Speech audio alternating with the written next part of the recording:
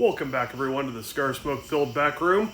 I am Doug with Tusk Consulting. TuskConsulting@gmail.com. TuskConsulting@gmail.com. If you are a pro-gun Republican and you need political consulting help, drop me a line at that email address, and we'll see what we can do for you. If you are not a pro-gun Republican, we're done. Night is starting. You're not my people. Anyhow, in the ongoing video series about things that are not discussed enough in politics, or at least not discussed honestly enough in politics, today we're going to be talking about media narratives and how to deal with those media narratives, changing media narratives, etc.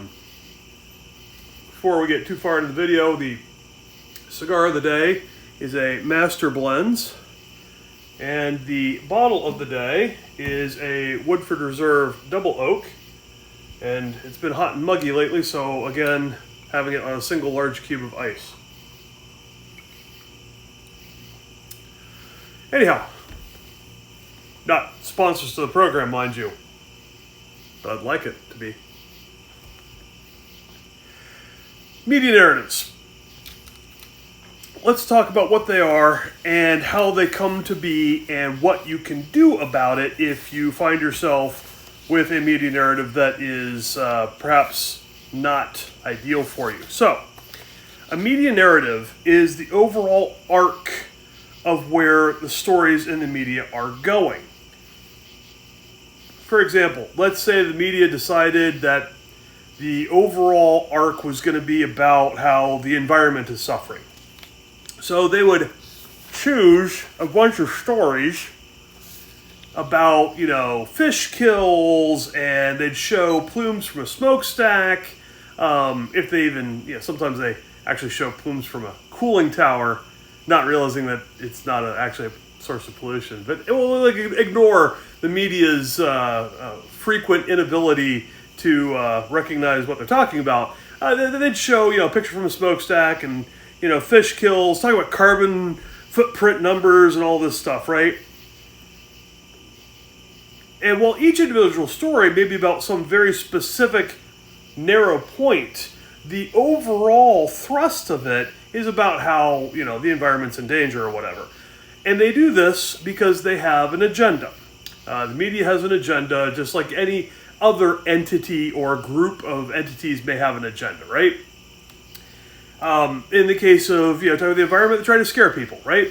They want to scare people into believing that, there's going to be seas rising and severe weather and, it's awful and terrible. And the only way you can, get away from it, of course, is to surrender your individual liberty and conform to the elitist masters that naturally they select for you.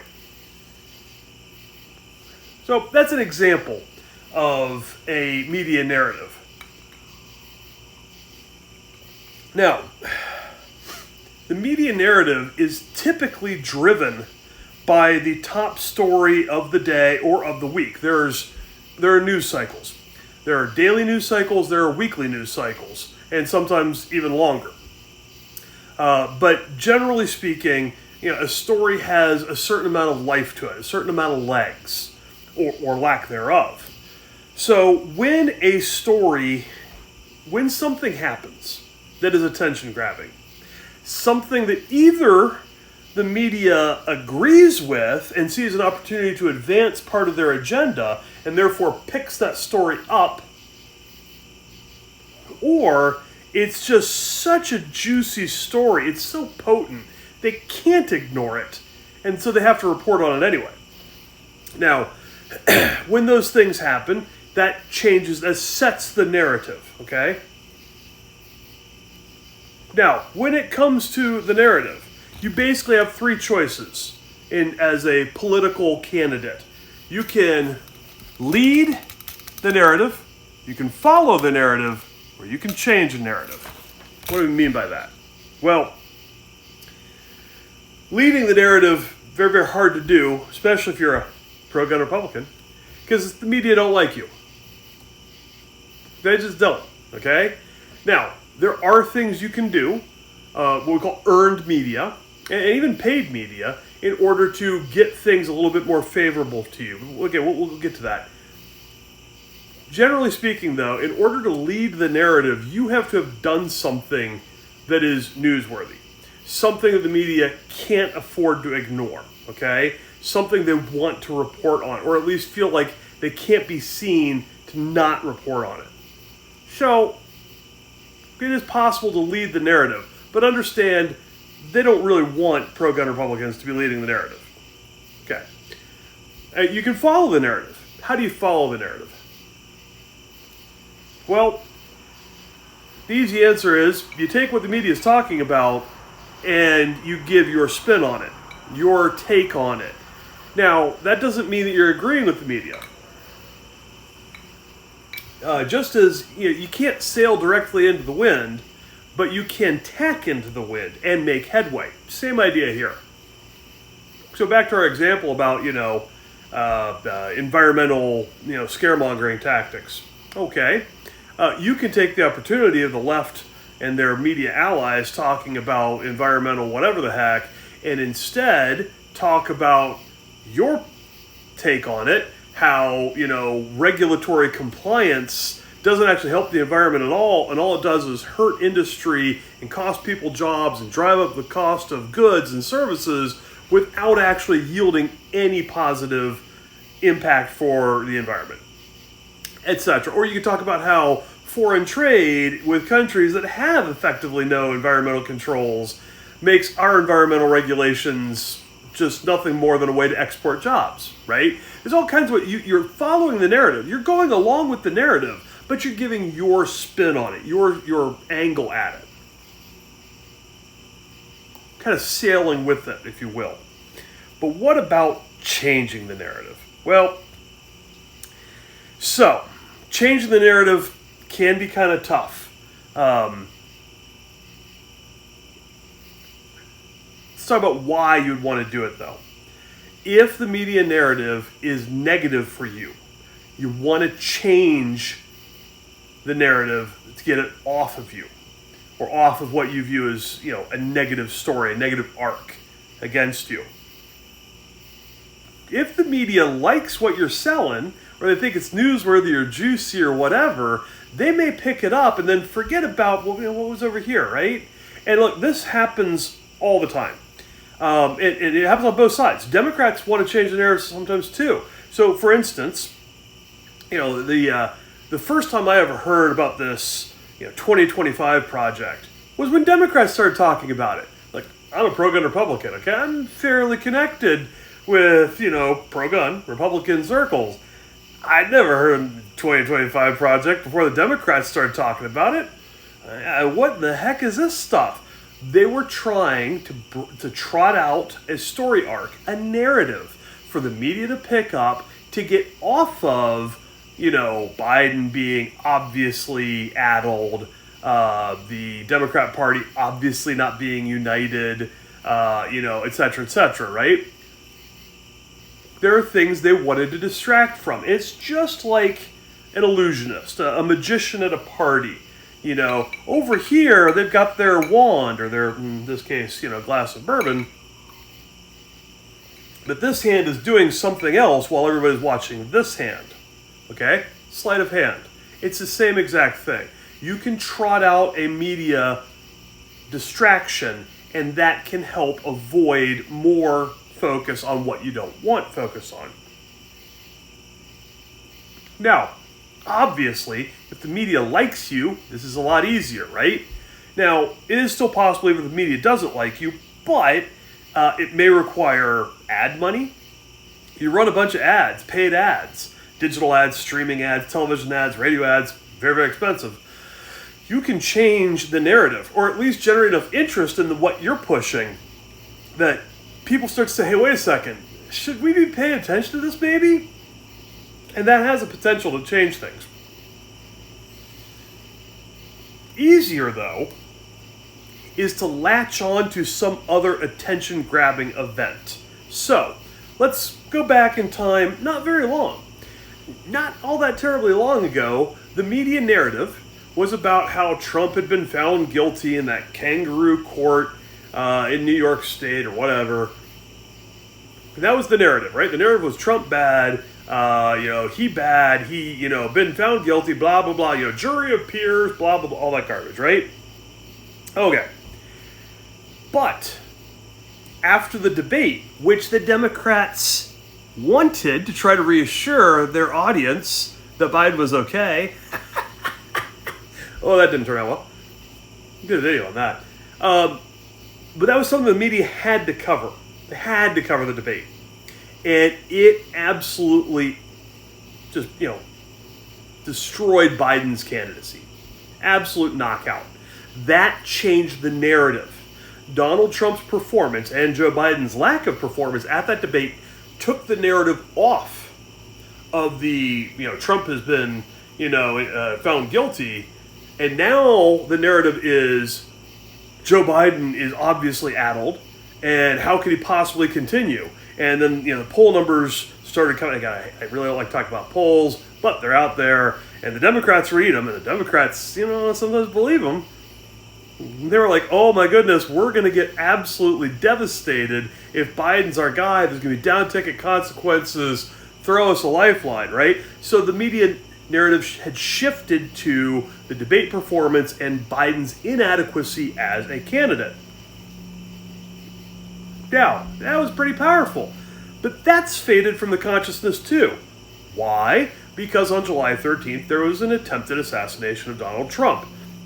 That took the media narrative off of Joe Biden's inadequacies and put it onto the, coarseness of our civic discussions and, the people, this very polarized interchange that we have, and how people are being, motivated to do things that are really untoward.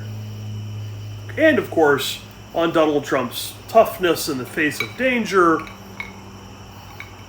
That iconic picture, which if it doesn't receive every photography and journalism award it ought to, of him with his fist up, the flag behind him, and blood on his, it's amazing, right? It's just amazing.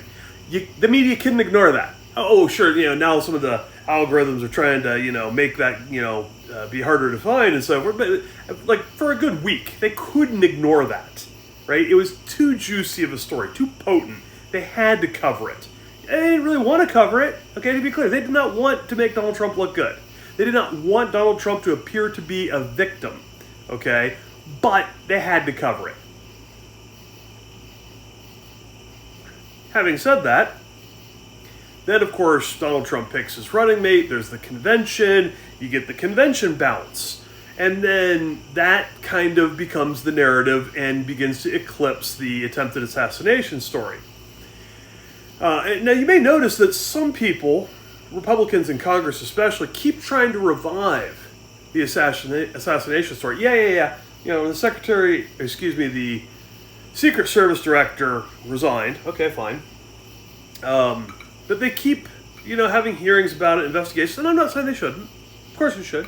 Find out what happened. I think we all deserve some answers here. Okay, we do. But the reason that they're holding these public hearings, yes, they want answers, but they also want to steer the media narrative back in a favorable direction. Now, that's having limited success. Why?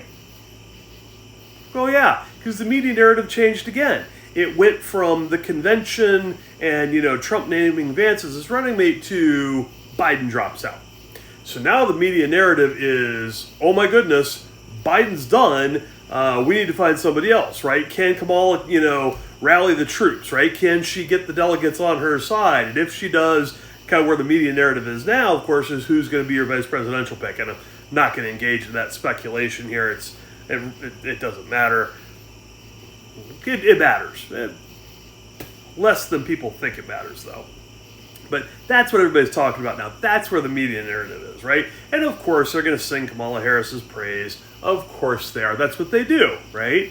The question is, as time goes on and the new shiny fades from her, will she suffer the same kind of implosion that her campaign suffered in 2019 when she ran in the Democrat primary for president? I'd like to point out, dropping out prior to a single vote being cast for her. So, the way that you change the narrative the easiest way to change the narrative is to latch on to something that is happening anyway that the media really can't ignore. Again, you can lead the narrative, you can follow the narrative, you can kind of sail with the winds, or you can change the narrative. Those are pretty much your options for dealing with the media narrative. So, what is the advantage of either controlling the narrative or at least sailing with it, following the narrative? And there's a couple things here. One, it makes you seem to be in touch with what people care about. And I know, before anybody yells, maybe you already started yelling, oh, Doug, it's the mainstream media, I get it. But here's the deal. Average voters, not you and me, because we're political nerds, average voters do pay some attention to what the mainstream media says. Probably more than they should, but they do, okay? If you seem to be in touch with the, hot topic, the narrative, the story arc of the day, even if you're bucking it a little bit by giving your own take on it and saying, this isn't really how I see it this way, you're going to seem like you're more with it, you're more hip, you're cooler than somebody that is just ignoring the media narrative and talking about, whatever their preferred topic is. And it might be a very good topic, don't get me wrong. But if you want to seem like you're in touch with the American people, you got to at least do a little bit of service to the narrative of the day. And why this matters is because, as I've discussed, we are mostly in a turnout model of politics. There is a little tiny bit of persuasion that does still happen, though. That little bit of persuasion, which is not a lot, there's not a lot of people in the middle. We are a very polarized society, but one of the few ways you can persuade swing voters is by being one of those people that seems to follow the narrative closely, but gives your unique spin, your unique take, fights the fight on the battlefield that they're on kind of thing, right? Swing voters do actually respond to that, and you can get a few points. And in a close race, which our last few elections have been kind of close, especially if you're in, a toss-up district, a few points may make the difference between, victory and defeat. That can be very powerful. So, in summary, the narrative matters. It is something that you can steer sometimes, but a lot of times, and if you're very fortunate, you can even lead the narrative. Donald Trump can lead the narrative, but he's a superstar. The rest of us are not. We, however, can follow the narrative. Sometimes we can even change the narrative, and we can use it to our benefit. It is powerful, and if you're sailing with the wind, even if you have to tack into the wind, it is still possible to make headway, even with a hostile media. Again, my name is Doug with Tusk Consulting, tuskconsulting@gmail.com, tuskconsulting@gmail.com. Thanks, everyone. See you in the next one.